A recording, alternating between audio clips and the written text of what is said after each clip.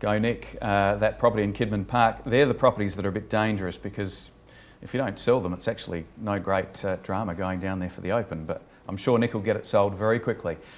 Still in the studio with me, of course, is Kim McGuinness, State Manager of realestate.com.au. Kim, tell me, how is it that people are searching for property on your website at the moment? It's really interesting to watch the behaviours of consumers when they're searching for property. What we see normally is that they'll generally refine their search up front. So a consumer will go into a particular suburb, pick Blackwood, and they may not know whether they want a 3-bedroom home or a 2-bedroom home or a home or a townhouse, but they generally know one main criteria, and that's price. Yes. So they'll search using a price tool. From there they can refine even further. Once they get into the refinement, they start to explore what they've found, and then from the exploration they go off into inquiry, where they start contacting the agent to find out what their what specifics they want to talk about.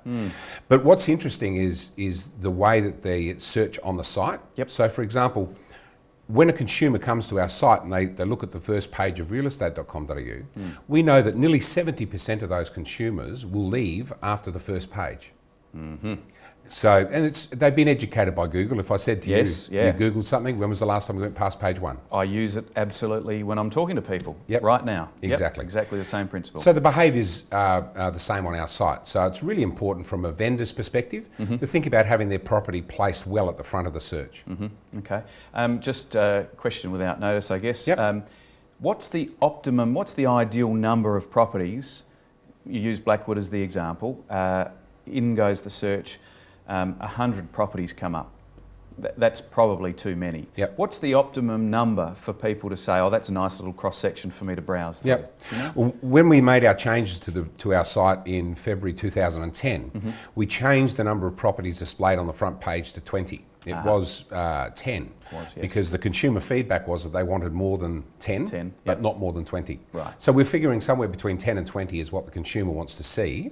But again, like they search on Google, they'll tend to find something on that front page that takes them away. Interesting. Yeah, and the other interesting stat that we looked at was the audience that looks at property in South Australia.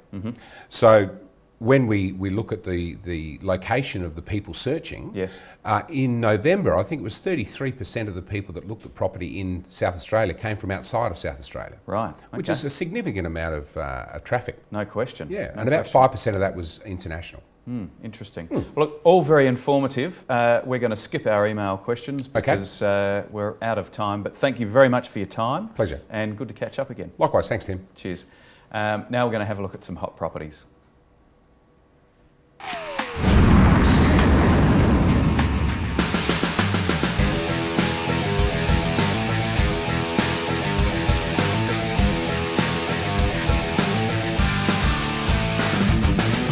Well, that's it for today's show. If you want any further details on any of the properties you saw today, then just go to our website, touk.com.au.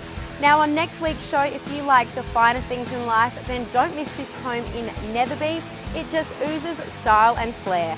So we'll see you then next week, 1 o'clock, right here on Touk TV. But for now, check out some hot properties.